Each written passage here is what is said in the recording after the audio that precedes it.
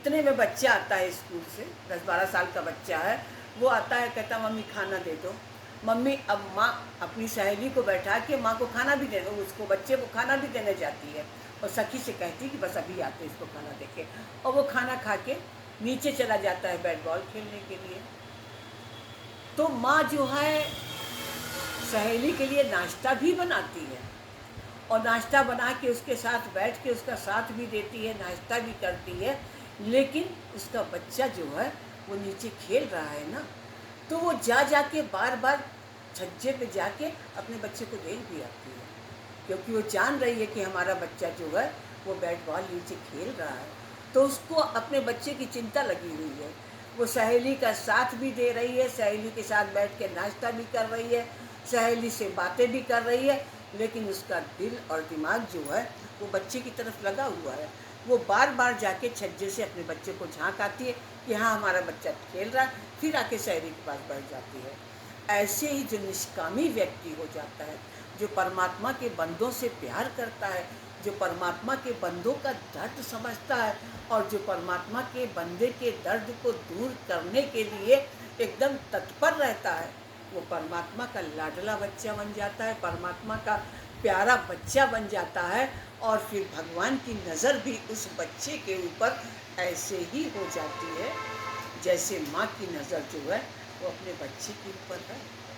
यही कारण है कि इस दर पे आके आप जब भगवान का विश्वास आपके अंदर में जागने लगता है तो आपका टाइम मैनेज होने लगता है, आपकी स्थितियाँ परिस्थितियाँ भी मैनेज होने लगती हैं। बड़े से बड़े दुख आपके जीवन में आ जाते हैं लेकिन आपको महसूस नहीं होते हैं, जैसे कोई आपके आसपास है, हर पल आपको ढाढ़स देने के लिए, आपको तसल्ली देने के लिए, आपको धीरज देने के लिए।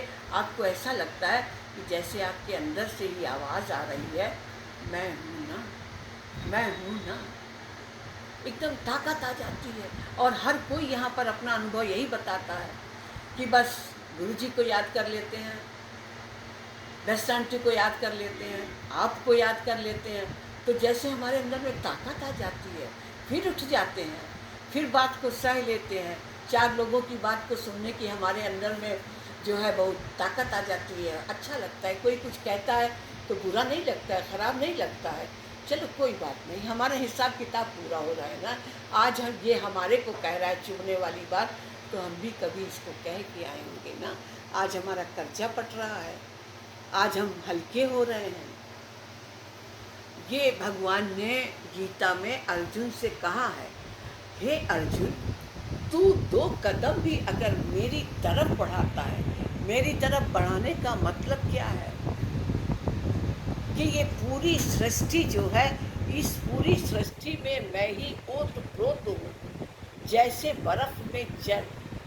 The world is full of God. ये पूरा संसार जो है वो परमात्मा से ओतप्रोत है, कोई जगह न तुझसे खाली, तू व्यापक डाली डाली। जो इस बात को समझ के मेरी ओर आने के लिए तत्पर होता है, मैं उसके योग क्षेम का भार खुद उठाता हूँ। योग क्षेम का भार क्या कि ये जो थोड़ा सा योग लगा, ये जो थोड़ा सा योग अभी परमात्मा से आपका लगा है, इसको भी वो जोड़े रखता है, इसकी भी जिम्मेदारी भगवान ही उठाता है। लेकिन वो योग आपका सच्चा हो, सच्चा हो, वो सिर्फ कहने वाला ना हो कि हम अपना योग परमात्मा से लगा के बैठे हुए भगवान की बड़ी बड़ी बातें, गुरु की बड़ी बड़ी बातें, गुरु की बड़ी बड़ी महिमा, भगवान की बड़ी बड़ी महिमा, ज्ञान की बड़ी बड़ी बातें, ऐसा नहीं। आप बड़े भले ही बड़े बड़े वेद शास्त्र मत पढ़ो, लेकिन लोगों की छोटी छोटी वेदना को समझने लगो। बड़ी बड़ी किताबें मत पढ़ो, पर लोगों की दिल की छोटी छोटी बातों को आप महसूस करने लगो। यही दर्द है। यही जब आपके अंदर में परमात्मा के बंदों के लिए दर्द पैदा होता है, तो वो चाहे कोई जीव हो, चाहे कोई जंतु हो, चाहे वो व्यक्ति हो, स्थिति हो, दशा हो, दिशा हो, आपके अंदर में सबके लिए दर्द हो जाता है, सबके लिए आपके अंदर में प्यार हो जाता है। क्योंकि एक स्वाभाविक सी बात है कि अगर कोई हंसता रहता है, चार लोग खड़े होके सड़क पे अगर हंस रहे हैं, तो आप वहाँ जाके उनसे ये नहीं पूछते हो कि भैया क्यों हंस रहे हो, ये कभी नहीं पूछोगे, क्योंकि हंसना स्वाभाविक है, स्वभाव होना चाहिए मनुष्य का। पर अगर अभी 4 लोग खड़े हैं और उसमें कोई एक व्यक्ति जो है वो रो रहा है फपक फपक के, आप उसको जानते भी नहीं हो, लेकिन आप तुरंत वहाँ पहुँच जाओगे, देखा अगर आपने तो वहाँ तुरंत पहुँच जाओगे और पूछोगे उन लोगों से कि क्या हुआ है इसको, क्या हुआ है इसको, क्योंकि रोना मनुष्य का स्वभाव नहीं होना चाहिए। Thinking is not your real nature. हे अर्जुन, सोचना तुम्हारा धर्म नहीं है, पर मनुष्य न जाने कितना सोचता रहता है, न जाने कितना रोता रहता है, न जाने कितना परेशान होता रहता है।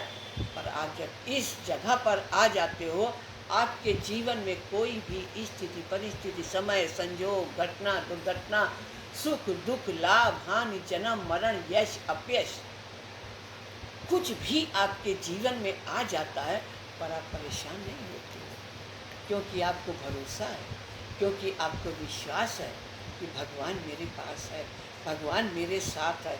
और ये तो सच्चाई है कि भगवान किसके पास नहीं है, भगवान किसके पास नहीं है, वही भगवान ही तो है जिसकी बदौलत ये शरीर चल रहा है, जिसकी बदौलत ये शरीर की चुर्र पुर्र दिखाई दे रही है। ये चलता फिरता आवाज़ देता बोलता आता जाता खाता पीता सोता जागता, ये सब उसी की बदौलत दिखाई दे रहा है। क्या कभी सोचा है कि आखिर इस शरीर से क्या निकल जाता है, क्या निकल जाता है इस शरीर से, कि पल भर में ये शरीर मिट्टी बोले जाने लगती है, पल भर में। अभी अभी तो ये सब कुछ सालिम वैसे ही शरीर चलता फिरता नजर आ रहा था, लेकिन इसमें से आखिर क्या निकल गया कि ये घर वाले ही बोलने लगते हैं कि मिट्टी कितने बजे उठेगी, ये मिट्टी है। You are not this body, you are dead, believe or not you are God. तुम उस सत्य को जानो जिसकी बदौलत ये शरीर चल रहा है। जब तुम उसको जानने में लग जाते हो तो तुम गॉड बन जाते हो, तुम भगवान हो, तुम ब्रह्म हो। पर तुम सत्य को जानो तो सही, तुम संसार में आने से पहले क्या थे, माँ के पेट से जन्म लेने से पहले तुम क्या थे? तुम्हारा कोई आकार था? तुम्हारा कोई आकार नहीं था, पर एक बूंद बन के माँ के पेट में आए, उस बूंद से पहले तुम्हारा कोई आकार नहीं था, तुम निराकार थे। तो परमात्मा भी तो निराकार है, परमात्मा भी तो निराकार है। तुमको ये आकार अगर मिला है तो इस संसार में शांति से अपने कर्मों को काटने के लिए मिला है, क्योंकि पिछले जन्म में 84 लाख योनियों के पहले मनुष्य योनि तुम्हारे को मिली थी, और उस मनुष्य योनि में तुम न जाने कैसे कैसे कर्म करके आए हो कि उस भोग योनियों का भोग भोग के, और अब फिर तुम्हारे को मनुष्य योनि मिली है, और इस मनुष्य योनि में तुमको वो अपने कर्म काटने हैं जो तुम मनुष्य योनि में करके आए हो। इन्हीं कर्मों को काटने के लिए मनुष्य सारी जिंदगी हाय हाय तौबा तौबा, हाय हाय तौबा तौबा, उसकी बात नहीं सह सकता, उसकी बात नहीं सकता, उसने हमको ऐसा कर दिया, उसने हमारी ज़मीन पे कब्जा कर लिया, उसने पैसा दे दिया, उसने तो ज़्यादा हिस्सा ले लिया, उसने तो हमारे को कम दिया। न जाने कितनी कितनी बातें आपके जीवन में हलचल मचाया करती हैं, पर ज्ञान में आने के बाद आप शांत हो जाते हो, आप बातें समझने लगते हो, अपने जीवन से संबंधित सारी बातों को आप समझने लगते हो। अरे ऐसा भी होता है, अरे ऐसा भी होता है, ये हम क्या सोचते थे, ये तो हम बड़ा गलत सोचते थे, ये तो हम बड़ा गलत कह देते थे, ये तो कोई हमारा जीवन नहीं था, और यही कारण थी कि हमारे जीवन में शांति नहीं थी। ये तो गुरु बताता है, the aim of life is peace of mind not money, as well as fish lives in water not in honey. तुम्हारे जीवन का उद्देश्य मन की शांति होना चाहिए, ना कि माया। ठीक वैसे ही जैसे मछली का जीवन पानी है, ना कि शहद। शहद महंगा है पानी से शहद जो है उच्च कोटि का है, लेकिन ये कि आप रख दो, शहद में मछली को रख दो मर जाएगी।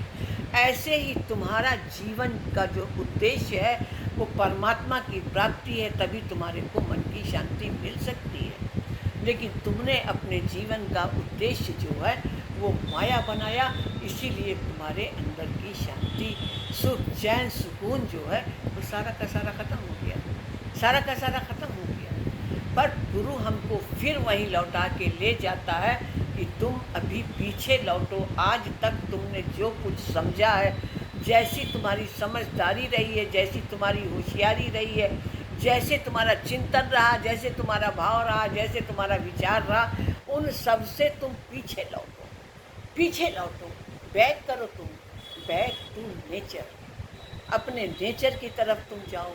तुम क्या सोचते हो? कभी तुमने ये विचार किया कि आखिर तुमको क्या पाना था, क्या पाना था जिसके लिए तुमने अपना सारा जीवन खो दिया, पूरा जीवन खो दिया? और अंत में 100 साल के व्यक्ति से, मरते हुए व्यक्ति से भी अगर कोई पूछे कि भैया कोई इच्छा हो तो बता दो, बाबा बता दो, दादा बता दो, तो भी कोई ना कोई इच्छा बताएंगे कि भैया ये हमारे छोटके पोता की नतीवा की शादी हो गया होती है। कोई ना कोई इच्छा उनके अंदर भी पड़ी है। ये इच्छाएं अनंत हैं, ये इच्छाएं मनुष्य के अंदर से कभी ख़त्म नहीं होती हैं, ये रहती ही रहती है और मरते दम तक रहती हैं। और यही इच्छाएं मनुष्य को अगला जन्म दे देती हैं। अंत समय पुत्र सुमरे तो शुक्र योनि में जाए, अंत समय पति सुमरे तो वैश्या योनि में जाए, अंत समय भवन सुमरे तो प्रेत योनि में जाए, और अंत समय धन सुमरे तो सर्प योनि में